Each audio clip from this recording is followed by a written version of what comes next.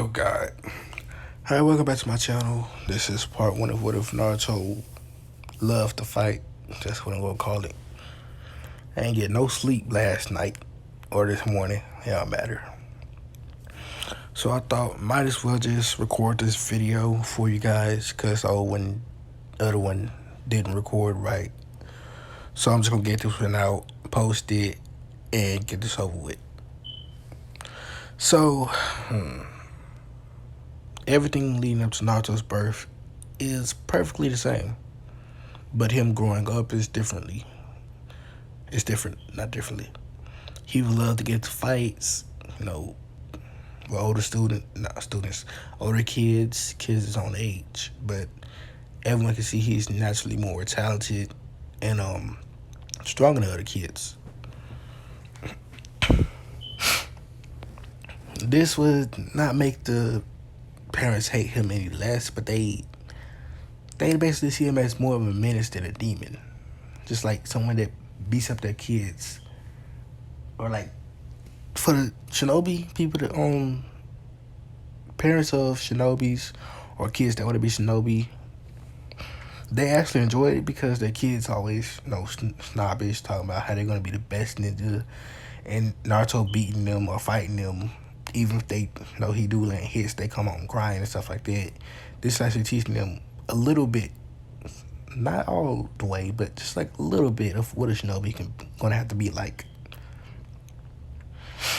But kids from clans, this is great for them. This is training a little bit because they're the ones that are stronger than regular kids, civilian kids. So this helps them a lot.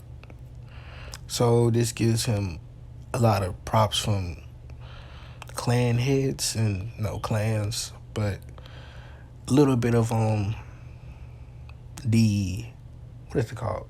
Civilians. That's only giving a little bit of respect for them. So over the time, Naruto would still become friends with Shikamaru and Choji. The reason why I say that is because he actually forces them to train with him because he needs someone that's his friend that he can train with, get stronger with. He tells Shikamaru, instead of him getting like a lesson later on, that he cannot be an average ninja, that he needs to be stronger. He cannot be someone that lazes around all the time. He needs to at least be able to train to get stronger too in all of his fields that he's strong in. Like he needs to at least be decent in every field. And in the fields that he's the best in, he needs to train them, and also the fields he's the weakest in. Because Naruto told him that he would get himself killed or someone around him. Shikamaru does not want anyone close to him to die. Choji doesn't want to hurt a fly, but Naruto tells him, even butterflies, fight back at times. It's okay to, fight back. You don't have to be a monster to protect yourself. Even though he loves to fight, he's still level-headed at times. During this time, Naruto actually finds himself a sword. Old sword. Well, not really old, per se. But it's old in years, but it's not rusty, nothing like that. It's not going to break apart. It's in perfect condition. I really haven't decided. Yeah, I did decide this, actually. When he's older, he's going to get a new sword. But this is the sword for right now. He's going to get a regular katana. The hilt is going to be black and red. The blade being actually silver. That's it, just the color silver. Getting a real sword at a young age gave Naruto the ability to train. He'd actually cut himself a couple of times, getting a few scars on himself. But he wouldn't care. He think that it'd make him look more cool, stuff like that. I'm not going to really curse in this video. I don't like cursing that much, really. I don't really curse a lot.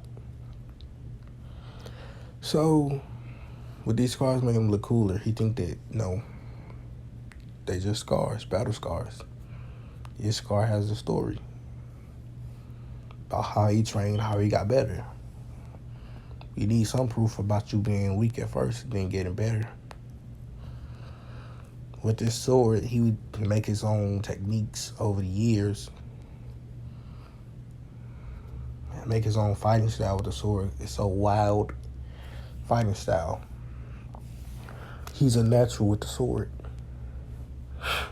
So, oh, come around the time they're going to the academy, everyone is in the academy. The academy things would basically go similar to Canon, but one little change. Naruto actually beat Sasuke out of his little stupor about killing Itachi and more about finding answers. Now, what I mean by beat Sasuke out of his stupor, I mean he would literally beat up Sasuke when the teacher's not around. Just him, the students that's in the classroom, he would challenge Sasuke to a fight. He'd beat Sasuke up and tell him his goal is trash. And tell him that if his mind is, basically clouded by hatred and all these dark thoughts, it will not make him stronger. That's just a false strength. You need a clear mind and a set goal, or know about what you're going to do. The best thing to fight for is for your friends, family, anything like that. So get friends, make a new family, and fight for them. Sasuke would take that to heart, and over the years, his classmates around him would also change, getting more serious into basically being a ninja. With this, I can actually change a lot of Naruto's class, the regular students, not regular students, the clan heads and Sakura. They actually start training, working out, basically blah blah blah. Hinata would be one of the best Konoichis in the classroom now. This would also spark a lot of things in the Hyuga clan. With Neji seeing Hinata as actually a strong person, Hinata would knock some sense to Neji also. Talk about it's not his fault that his uncle died. Not, her father's fault. It's not even the Cloud Villager's fault. The way I'm gonna have it this way is basically like this the ninjas that try to kidnap Hinata. I'm gonna have them as rogue ninjas that just wanted to get their hands on the Byakugan.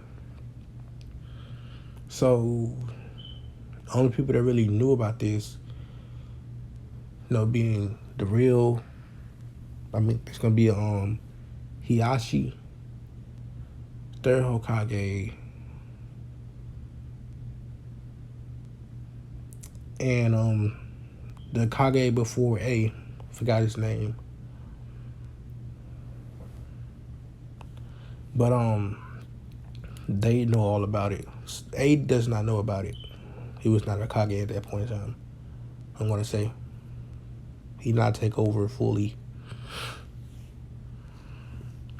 So the Kage before A wanting to, I gotta figure out his name. The right Kage before A wanted to actually get one over of the Leaf Village. Would basically do this, seeing this had a chance to basically kill one of their clan heads. Well, yeah, kill one of the clan heads, but it did not work out how he planned. So Hiyashi's brother would take the fall.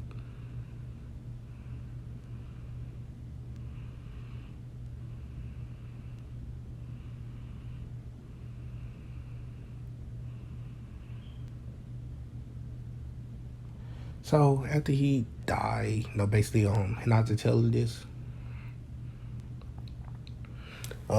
she will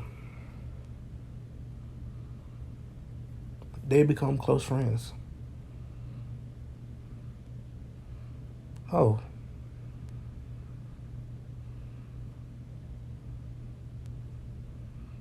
This dude named A2.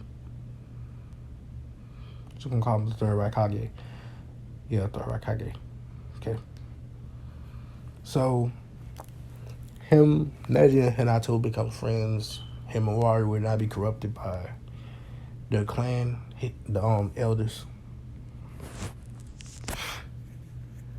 and therefore the Branch family under Hinata's rule, which I want to say Hisashi did, basically giving Hinata the full ownership of the Branch family, meaning that everyone that had the caged bird seal would, have the caged bird seal transfer from the clan elders over to Hinata. The clan elder tried to dispute this, talk about how Hisashi cannot do this, but he said he can and he would.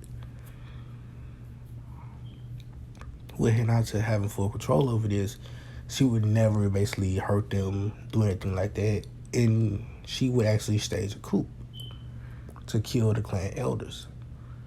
Not really kill, like the branch members older than her would basically do that, to kill the clan elders, seeing that they are basically hurting the clan. They the reason that everything is so like this. They see that Hisashi isn't really that bad of a guy, The ones that grew up around this time, they can see that he loved his brother at the time. When he got branded, it was one of the most devastating things for him.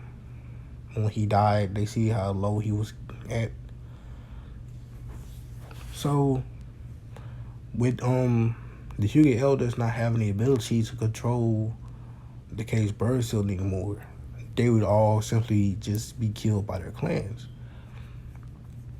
And how do I say this? And it's in the fashion that it would be seen as more as old age than anything else. Hisashi would actually be kind of relieved, but some kind of sad at the same time, because this is the way that things happen. He wished it could have been different. And from that day forth, he would actually ban the elders from ever taking part in clan matters anymore. It's just the clan head. He can do anything he wants now. So what he would do is he would get rid of the caged bird seal as a whole. There's no more caged bird seal. Neji seeing this is so happy. He's so relieved that he don't have to live by this curse anymore. No one has to live by the curse anymore. Alright. Let's skip to the end of the year. Everyone's 12 years old. Oh yes, I did not do this the last time I recorded this. Naruto's outfit, this was going to be a little bit similar to the picture right here, but get rid of the coat and orange shirt. Make that shirt just actually no, make that coat a little bit smaller. No pattern in it. It's just basically just pure black. Not black. I mean just a little bit orange. It's not that really bright orange. It's just darker orange. He has dark shinobi Anbu pants. He got the ninja flip flops and his katana that's on his waist, which he keeps with him every day. He was inside his classroom, wait for the Haruka to basically call the students out so they can take their final exam, tests, and things like that. He would do that one by one until it's finally Naruto's chance. Naruto would go. Haruka said, alright, Naruto, you need to do the Academy 3, Best Academy Jutsus. Naruto said, okay. And this one, Naruto already know the multi-shadow Konjutsu, but he isn't going to be doing it a lot because I don't really want him to do it a lot. So Haruka say start. He say show me the transformation jutsu. Naruto transform into Hiruzen. He said good. Really just perfect jutsu. Alright, show me the substitution. Naruto do a substitution. He say show me a clone. Naruto would do a shadow clone, regular shadow clone. Ryuk would be impressed because that's a high level technique. Mizuki would be slightly angry because he wished that Naruto would fail that one because he knows he probably couldn't make a regular clone. It showed in class. But either way, Naruto passed. Roku would give him his headband. Naruto would tie it around his where go put it? He was tied around his arm, his forearm. Actually, no. He was tied around his forehead, yeah, like a regular cannon. He go back to the classroom. No one's really surprised that Naruto, passed. They knew he would. Everyone in this event is actually way stronger than what they were in canon. So, after Ruka gets back to the classroom, he congratulates everyone that passed, and he apologized to everyone that failed, but no. You fail. Try again next year.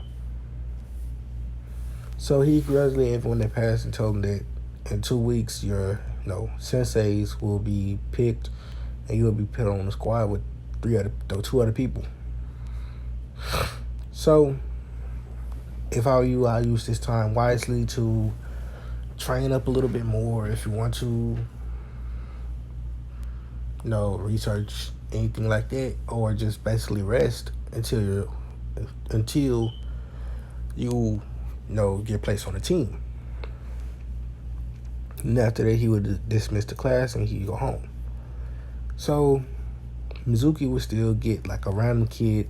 Just gonna make up a random name. I actually can't make a name. I'm gonna say Hans. Nope. Han Solo. Nah, I can't say that. Just gonna say some random name. I don't know. Start a name out there. Baron. Yeah, I'm gonna use Baron.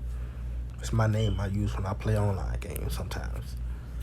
He would just have some dude named Baron steal the scroll.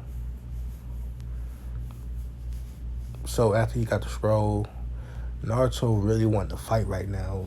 Thinks about fighting Shikamaru, but knows that he's going to be busy. Choji's going to be busy. Sasuke can't really find Sasuke at this point in time. Not knowing that Sasuke is basically visiting his family grave. He does this at least once a month. I'm not going to say he does this every month. Once a month, some months.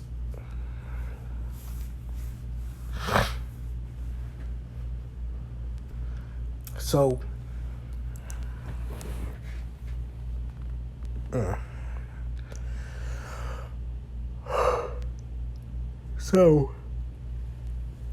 what was I going to say? I forgot. Oh, yeah. So Naruto wanted to fight someone. We walked to the village. That's when he see Chunin and Jonin and a little bit of Anbu jumping around looking for something. Not knowing what it is, Naruto would follow until he hear a conversation between 2 ninjas saying that we really need to catch this kid or ninja, whoever that has the scroll of sealing. It's a very important scroll.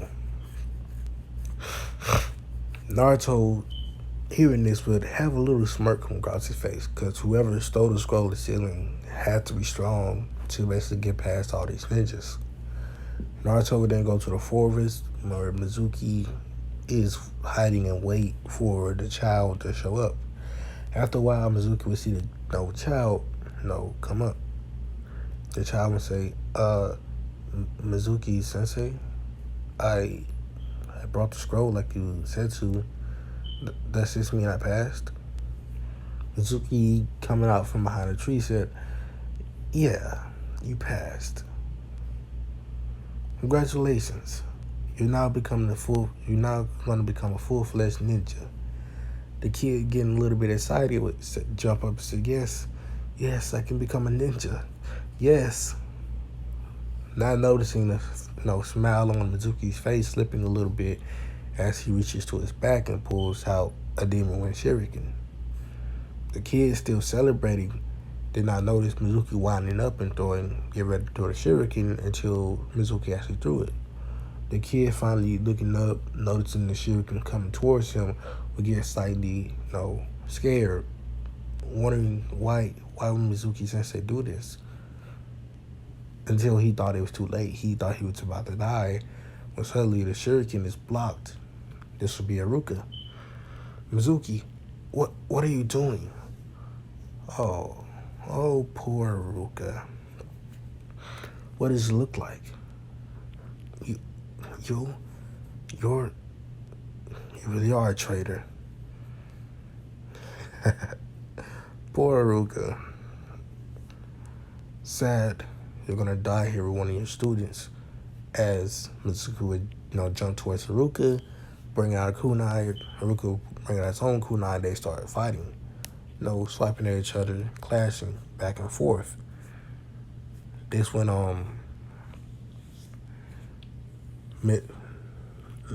Mizuki would Mizuki would take out another demon with shuriken, throw it, and it would actually cut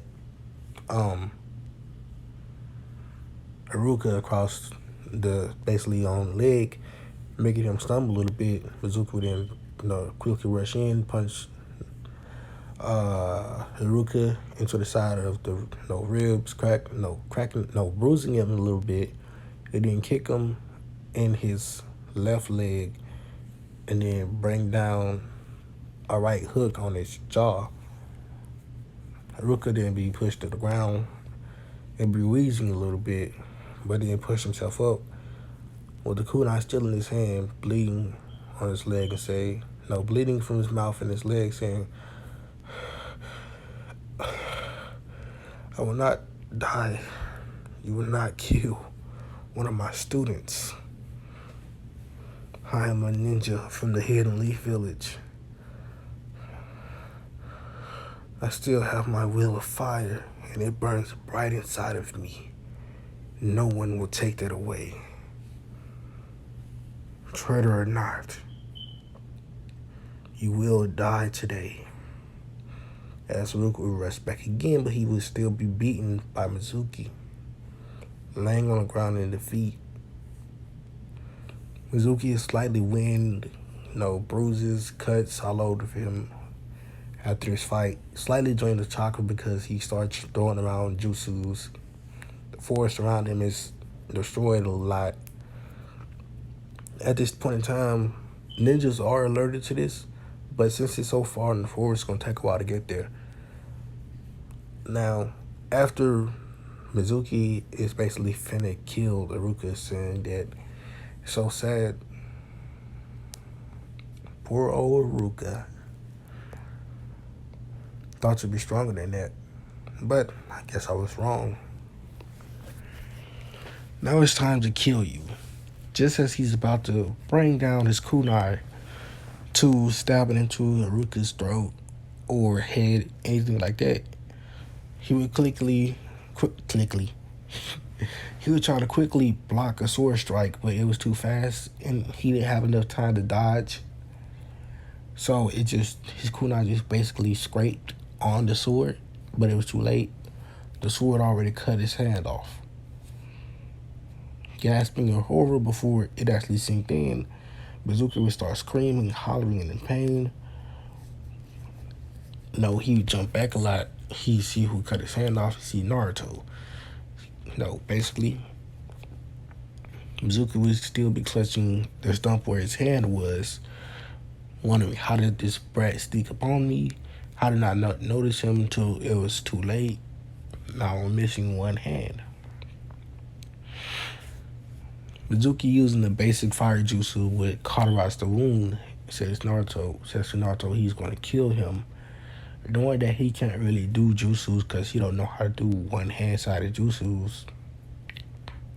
He would basically bring out another demon with shuriken and throw it with one hand. It's not nearly as full of power as he can do with both hands, but it's still very strong. Naruto would duck under it and rush at him, having put his sword back, thinking he can just kill Mizuki with his fist, seeing that Mizuki wasn't strong enough for his sword. He'd rush in, Mizuki would bring out a kunai, seeing that's the only thing he can do really, missing one arm. They start fighting. Naruto would keep punching Mizuki and dodging expertly at the right times. Mizuki keep throwing punches and kicks. Only thing he can do, punch and kick. After a while, getting Mizuki tired down with Naruto's near limitless stamina, Mizuki would make a slip up and throw a you know a left hook at Naruto. That's only hand he got. He got a left hand. That's it. He threw a left hook at Naruto. Naruto would dodge right. He would come up with his fist, connecting to Mizuki's elbow, and making this arm bend in an unnatural way, breaking it.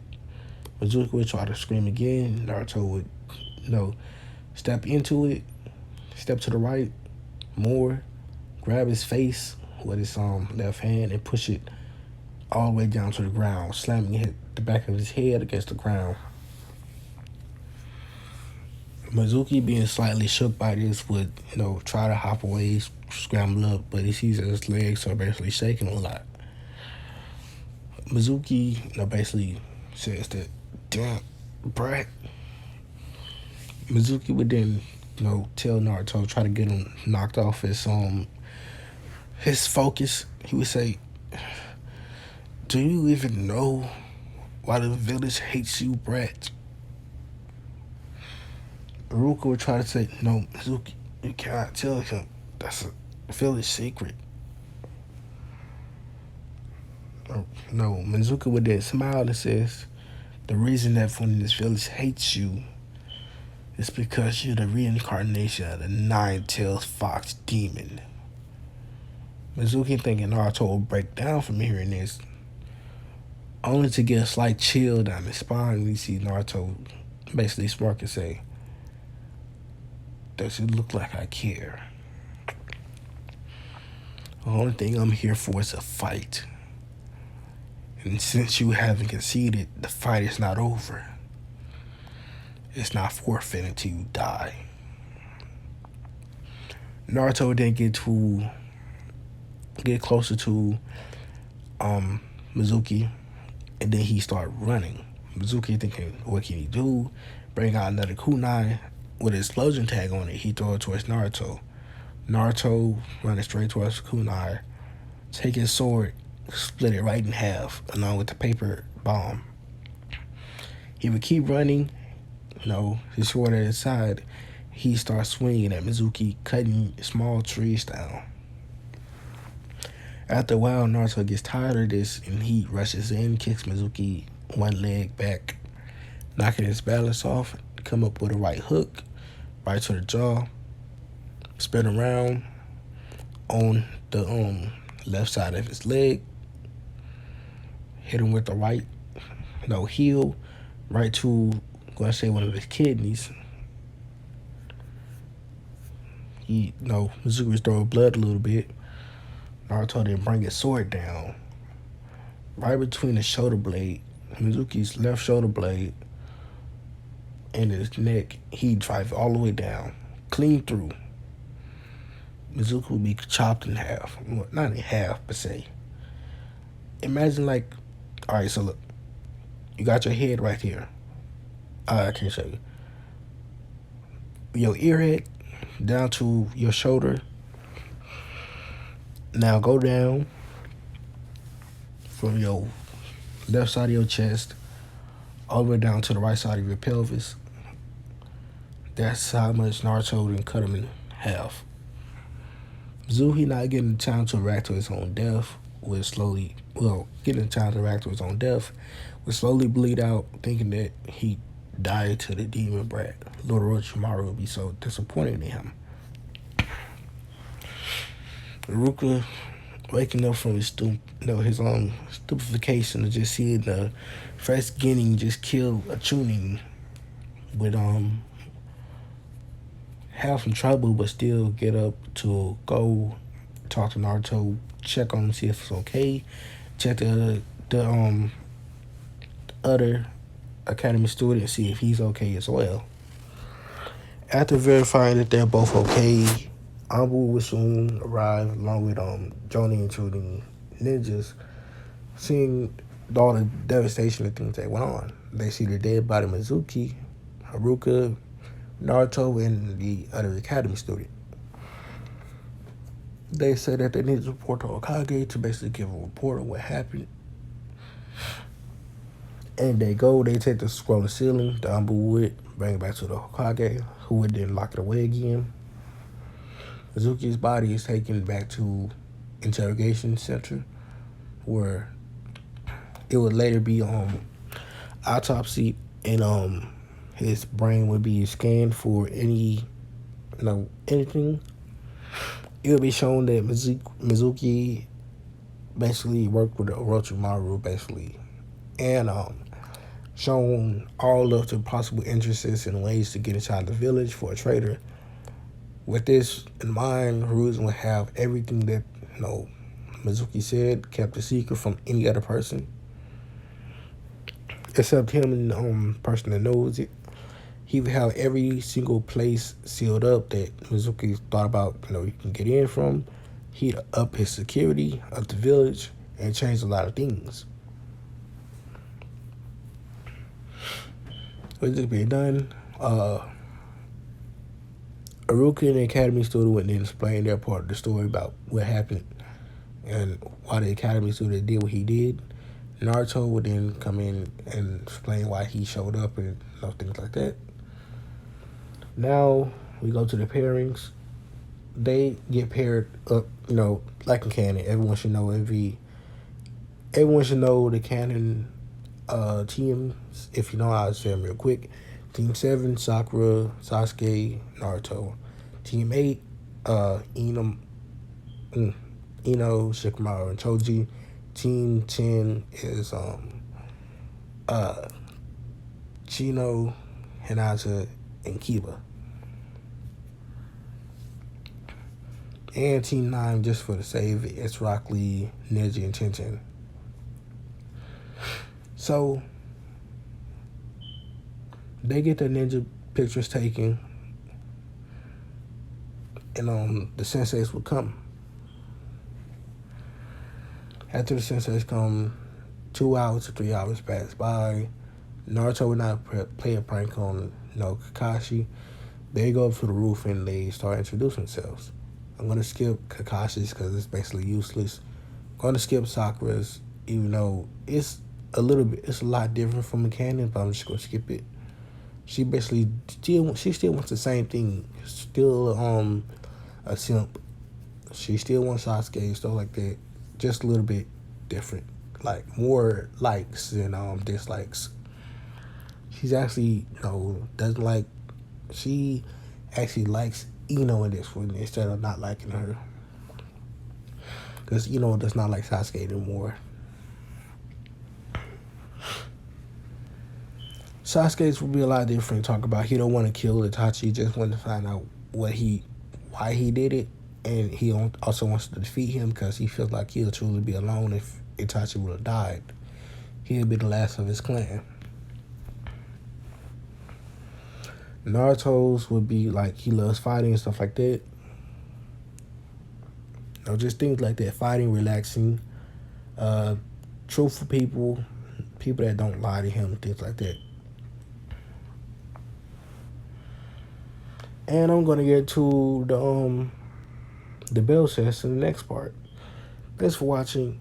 I'm dead tired. I wish I could go sleep. I hope I go to sleep in the next little minute or so.